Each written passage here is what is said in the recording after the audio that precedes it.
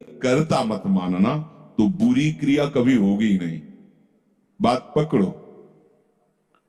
यदि अच्छी क्रियाओं के कर्ता आप बनोगे तो बुरी क्रियाओं से बच नहीं सकते। अगर अच्छी क्रियाओं को देख रहे हो कि प्रभु करा रहे, तो बुरी क्रियाओं का संकल्प ही नहीं उदय होगा। अहम गलित हो गया तो अहम में ही तो सारे विकार रहते हैं। हर समय प्रभु के सामने कृतज्ञ रहो। कितनी कृपा, क्या हमसे लेना है आपको, आप तो पूर्ण काम हो, हमें इतना दुलार कर रहे हो। बलिहारी प्रभु, वो बार बार मन उनके चरणों में लौटता रहता है। प्रभु का विधान सर्वज्ञता से पास हुआ है। वो खूब आगे की, पीछे की, मध्य की सब बात सोच करके उन्होंने आपके लिए विधान किया है। पहले से उन्होंने आपका उस समय मंगल विधान सुनिश्चित कर दिया है। कैसी भी परिस्थिति हो, कभी ऊबना मत, घबराना मत, अधीर मत होना, और अपने भगवत विश्वास में कमी मत आने देना।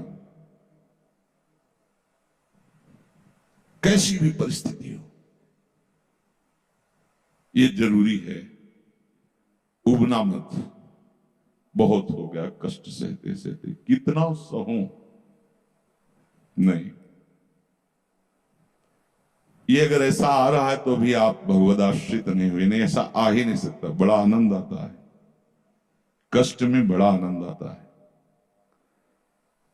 पूरा का पूरा मन, इंद्रियां केवल प्रभु में होती, क्योंकि कष्ट में कोई विषय की इच्छा तो होती नहीं किसी को भी।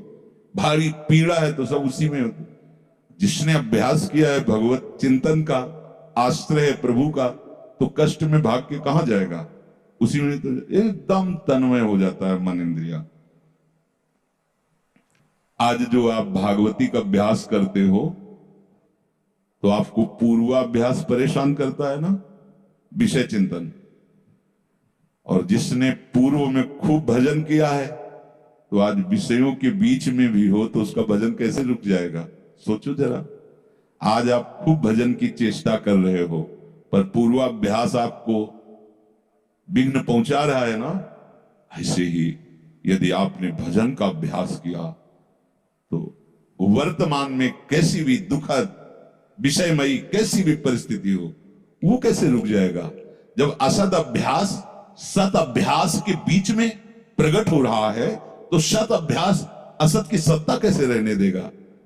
इसीलिए जो भजन परायण जन होते, भारी से भारी विषम परिस्थिति में भी हर समय भजन करना नहीं होता, भजन नृत्य करता है, वो निहाल हो जाता है। सुख किसे कहते तब आप जानेंगे, सुख का परिचय तब आप जानेंगे जब इतना भरोसा हो कि कैसी भी परिस्थिति हो, उबना नहीं, घबराना नहीं, अधीर मत होना, और विश्वास में कमी मत आने देना। कब तक भोगूं, कब तक। ऐसे लोग हैं वो दंडता करते हैं, पाप करते हैं, उनको बुखार भी नहीं होता। भजन में लगे लोगों को देखो, कितना कष्ट। ये क्या है प्रभु, कम से कम उनका शरीर स्वस्थ रखो तो आपका यश गा रहे भजन। उनका विधान सर्वज्ञता से भरा हुआ है। तुम अल्पज्ञ हो, तुम वर्तमान की बात सोच रहे हो। वो तीनों कालों को देखकर निर्णय करके परिस्थिति दिया, इसलिए मस्त रहो उनके भरोसे पर। कभी कई बार चर्चा की है प्रताप राय जी की, बचपन से भजन परायण थे, ईश्वर संपन्न घर था, भाई बहनों सब खूब। कुछ दिनों बाद माता पिता पधार गए, पूरा अधिकार। ऐसे भजन में डूबे रहते कि उनका व्यापार था कि जैसे कोई धन लेने के लिए आया तो उसके लिए कुछ गिरवी रखना होता था, आभूषण आदि, और जितनी आवश्यकता है आप धन ले जाइए, और जब धन मिल जाए तो ब्याज से ही तो उसमें रख जाना और अपना सामान ले जाना। एक बक्सा रखा रहता था और वो आप माला लिए हर समय भजन करते थे, बड़े वास्तविक आंतरिक वृत्ति से प्रभु में लगे थे। पर उनकी कुल परंपरा का ये व्यापार था। जैसे सदन जी की कुल परंपरा, तो कुछ गृहस्थ ऐसे महापुरुष जो अपने, भगवान भी कहते पर धर्मो भयावहा सुधर्मो निधनो श्रेया, पर धर्म, वो जो वहां का काजी था उसने देखा कि बिना किसी प्रयत्न के बड़ा आनंद इनके चल रहा है, तो जलन होती, जो भगवत विरोधी जन विमुख जन होते हैं तो जलन होती है। इसको दूसरे रूप में हम कह सकते हैं कि प्रभु अब उनके भजन का फल देना चाहते थे। दोनों बातें, परिणाम जान गए हैं इसलिए हम कह रहे हैं प्रभु उनके भजन का फल देना चाहते थे, और वो वर्तमान से देखो तो वो द्रोही थे, भगवत द्रोही जन। 3 लोगों ने काजी से मिलकर कहा बड़ा सुख लूट रहा है, हम जाके देखा है, बढ़िया काम बन जाए। वो देखता भी नहीं कि बक्से में क्या रखा गया। तो कुछ कंकड़ ऐसे झोली में, पहले थैली टाइप की झोली होती, गए प्रणाम किया और कहा हमें 10,000 रुपए की आवश्यकता है, यहां लिखो उसका तारीख दिन, और चेक भी नहीं कर। वो इतने विश्वास परायण भक्त थे, अभी तक ऐसा कुछ हुआ भी नहीं था। 10,000 रुपए, थोड़ी देर में दूसरा आ गया, थोड़ी देर में तीसरा आ गया, धन था, दे दिया।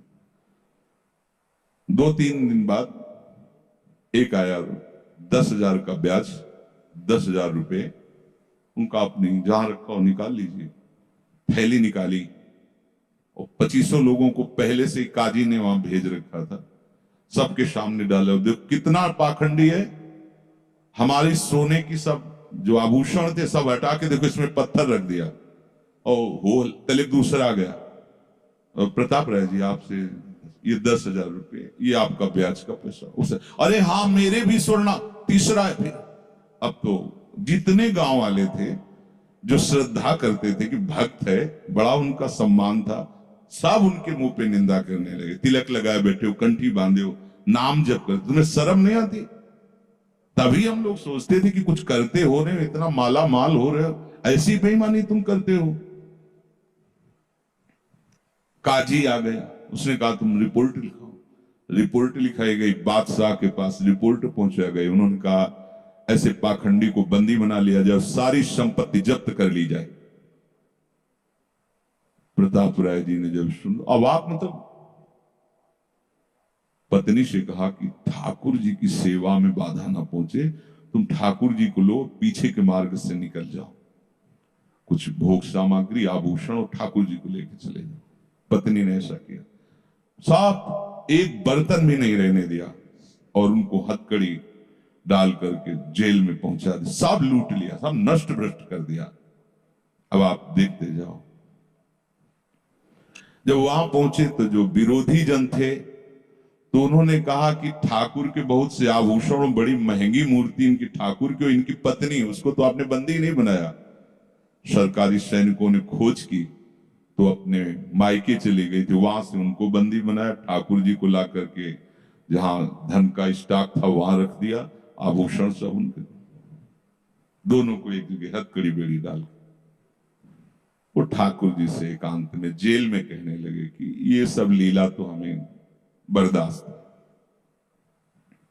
लेकिन आप जो हमारे प्राणनाथ हैं, आपको बंद कर दिया गया, भोग नहीं लगेगा, आरती नहीं होगी, आपको शयन नहीं करे, ये हमसे बर्दाश्त नहीं होता। प्राण हमारे ले लो, हम आपकी सेवा के बिना नहीं रह सकते। मुझे ये जो कुछ किया इस तो बर्दाश्त है, पर आप हमारे पास नहीं, आपकी सेवा नहीं, और जीवन भर कुल परंपरा से आपकी सेवा होती, नाथ ये मुझसे बर्दाश्त नहीं होता।